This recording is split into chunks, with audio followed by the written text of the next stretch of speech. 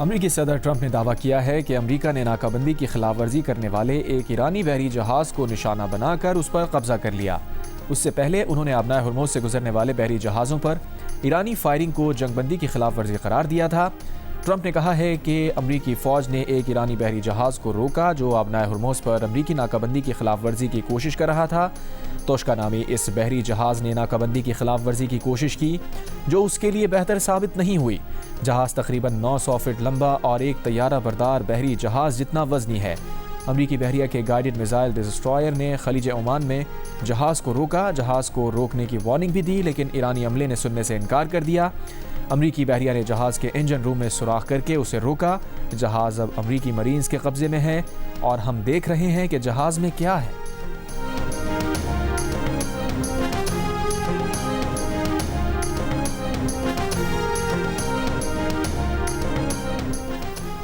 ایران سے بات چیت کے لیے امریکی مذاکراتی ٹیم آج اسلام آباد پہنچے گی۔ امریکی صدر ڈونلڈ ٹرمپ کا اعلان۔ وائٹ ہاؤس کے مطابق امریکی وفد میں نائب صدر جے ڈی وینس، اسٹیو وٹکاف اور جیرڈ کشنر شامل ہوں گے۔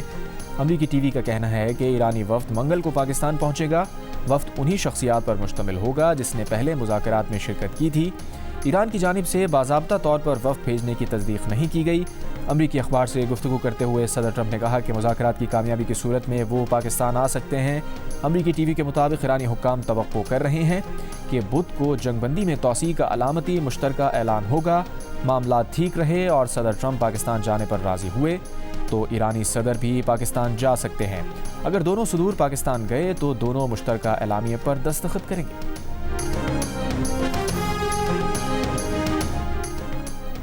وزیر اعظم شہباز شریف کا ایرانی صدر مسعود پزشکیان سے ٹیلی فون پر رابطہ۔ وزیر اعظم نے اس عزم کا اعادہ کیا کہ پاکستان اپنے دوست ممالک کے تعاون سے خطے میں امن و استحکام کے فروغ کے لیے مخلصانہ اور سنجیدہ کوششیں جاری رکھے گا۔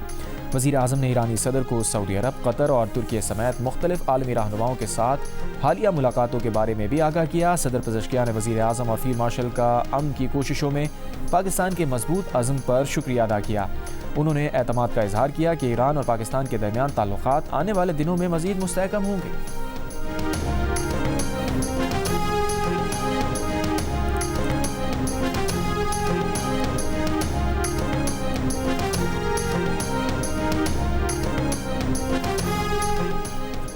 امریکی صدر ڈونلڈ ٹرمپ کا کہنا ہے کہ امریکہ ایران کو بہت اچھی اور منطقی ڈیل پیش کر رہا ہے، ساتھ ہی دھمکی بھی لگا دی کہ ڈیل قبول نہ کی تو ایران میں بجلی کے تمام پاور پلانٹس اور پلوں کو تباہ کر دیا جائے گا۔ امید ہے ایران آسانی سے مان جائے گا، دوسری صورت میں مزید نرمی نہیں دکھائی جائے گی۔ ایران کی قاتل مشین کے خاتمے کا وقت آ چکا۔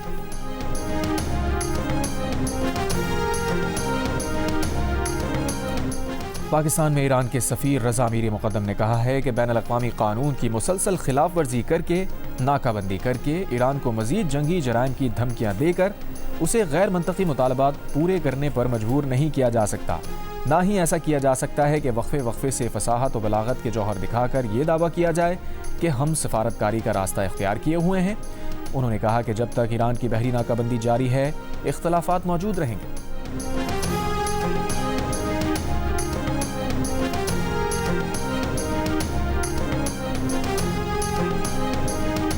ایران نے اتوار کو آبنائے ہرموز سے گزرنے والے 2 ٹینکر واپس بھیج دیے۔ ایرانی خبر ایجنسی کے مطابق ایرانی فوج نے بوٹسوانا اور انگولا کے جھنڈے والے جہازوں کو بھیجا۔ یہ اقدام ایران پر مسلسل امریکی سمندری ناکہ بندی کے نتیجے میں کیا گیا۔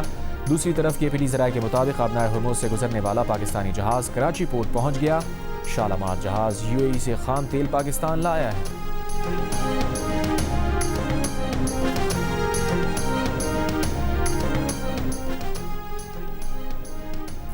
آبنائے ہرموز کی بندش کو 50 دن مکمل ہو گئے۔ اماراتی وزیر برائے پیٹرولیم ڈاکٹر سلطان الجابر نے کہا ہرموز عالمی تجارتی گزرگاہ ہے، اسے جنگ سے پہلے والی صورتحال پر بحال کیا جائے۔ عالمی گزرگاہ پر ادائیگیاں بھتہ خوری کے مترادف ہیں۔ اماراتی وزیر نے ایران اور عمان کی جانب سے آبنائے ہرموز پر ٹول ٹیکس کے امکان کو مسترد کر دیا۔ ایرانی صدر مسعود پزشکیان نے کہا ہے کہ قومی یوم دختران پر اپنی سرزمین کی بیٹیوں کو مبارکباد پیش کرتا ہوں۔ ہم اپنے عزیزوں خصوصاً مناب اسکول کی معصوم بیٹیوں کی شہادت پر غمزدہ ہیں۔ ہماری بیٹیاں رمضان میں مسلط کردہ جنگ کے پہلے دن امریکی صہیونی دشمن کے ہاتھوں شہید ہوئیں۔ باوقار ایرانی قوم جان لے، ہماری شہید بیٹیوں کا خون ہرگز رائے گا نہیں جائے گا۔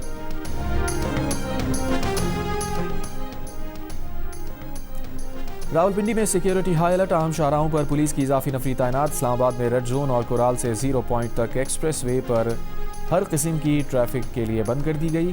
دارالحکومت میں ہیوی ٹریفک کا داخلہ بھی بند۔ راولپنڈی میں پبلک گڈز اور بین الاضلاعی ٹرانسپورٹ تا حکم ثانی معطل۔ فیض آباد، پیر بھتائی اور 26 نمبر چنگی پر بس اڈے بھی بند کر دیے گئے۔ تجارتی مراکز بھی بند۔ وفاقی آئینی عدالت میں آج عدالتی کام معطل رہے گا۔ اسلام آباد میں ماگلا ہلز پر ہائیکنگ ٹریلز نمبر 2، 3، 4 اور 5 آج سے تا حکم ثانی بند رہیں گی۔ سید پور ولیج کے عقب سے ہائیکنگ کا راستہ بھی بند رہے گا۔ اسلام آباد میں آج تمام تعلیمی ادارے کھلے رہیں گے۔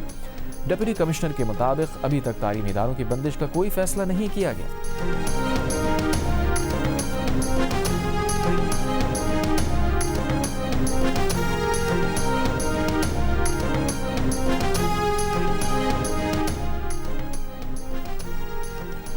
ملک کے مختلف شہروں میں لوڈ شیڈنگ سے کاروبار اور تعلیمی سرگرمیاں متاثر۔ کراچی کے مختلف علاقوں میں اعلانی لوڈ شیڈنگ کا دورانیہ 12 گھنٹوں سے بڑھ گیا۔ شہر کے مستثنی علاقوں میں بھی کئی گھنٹوں کی لوڈ شیڈنگ۔ پشاور میں لوڈ شیڈنگ کا دورانیہ 16 گھنٹے تک پہنچ گیا۔ کوئٹہ میں 4 سے 6 گھنٹے کی لوڈ شیڈنگ۔ دیگر اضلاع میں 8 سے 10 گھنٹے کی بجلی بندش معمول بن گئی۔ لیسکو ذرائع کے مطابق لاہور میں غیر اعلانی لوڈ شیڈنگ نہیں ہو رہی۔ شارٹ فال 100 میگا واٹ تک رہ گیا۔ پنجاب کے دیہات اور چھوٹے شہروں میں 2 سے 3 گھنٹے کی لوڈ شیڈنگ کا سامنا۔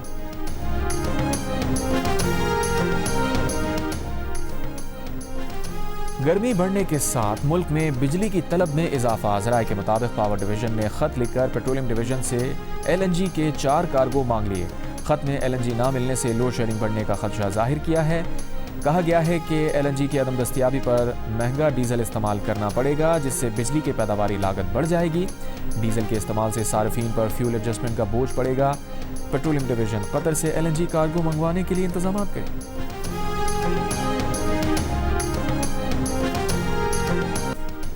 امریکہ میں 2022 سے اب تک 6 سائنسدانوں کے پراسرار قتل اور 5 کے لاپتہ ہونے پر صدر ٹرمپ کا نوٹس۔ 10 دن میں تحقیقات مکمل کرنے کا وعدہ۔ امریکی میڈیا کے مطابق ماہرین کو خدشہ ہے کہ شاید امریکی سائنسدانوں کو حساس معلومات کی وجہ سے نشانہ بنایا گیا۔